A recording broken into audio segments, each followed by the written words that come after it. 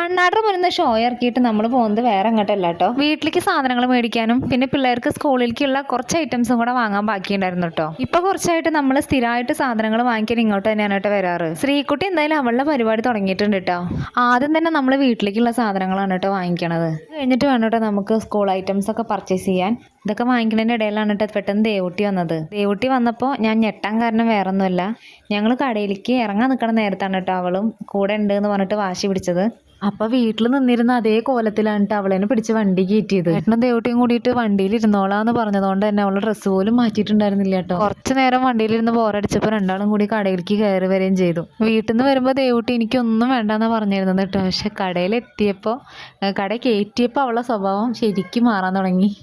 പിന്നെ കണ്ണി കണ്ട എല്ലാത്തിനും കിടന്നിട്ട് വാശി പിടിക്കുകയായിരുന്നു. അതായത് കടയുടെ ഉള്ളിൽ കയറിയപ്പോൾ അവളെ തനി കോണം പുറത്തെടുത്തു കേട്ടോ.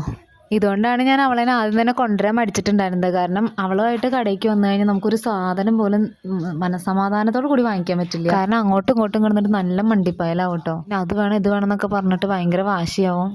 ദേവുട്ടിയാണെങ്കിലും ശ്രീകുട്ടിയാണെങ്കിലും എന്തിനു വേണ്ടി വാശി പിടിച്ചാലും എനിക്ക് വറുത്തെന്ന് തോന്നുന്ന സാധനങ്ങൾ മാത്രമായിട്ട് ഞാൻ അവർക്ക് അധികവും വാങ്ങിക്കൊടുക്കാറുള്ളൂ. അല്ലാണ്ട് അവരുടെ വാശിക്ക് അങ്ങനെ അവരെ വിടാറില്ല. സ്കൂളിലേക്കായിട്ട് ഇത്രയും സാധനങ്ങളാണ് നമുക്ക് വാങ്ങിക്കാനുണ്ടായിരുന്നത്. കാരണം ബാഗൊക്കെ നമ്മൾ ഓൾറെഡി അന്ന് മാമൻ്റെ വീട്ടിൽ നിന്ന് വരുമ്പോൾ വാങ്ങിച്ചിട്ടുണ്ടായിരുന്നു. പിന്നെ എല്ലാം വാങ്ങി ബില്ലൊക്കെ പേ ചെയ്തിട്ട് നമ്മൾ നമ്മുടെ വീട്ടിലേക്ക് തിരിച്ചു പോന്നു. അപ്പോൾ ഇന്നത്തെ കുഞ്ഞു വിശേഷം ഇത്രയേ ഉള്ളൂ.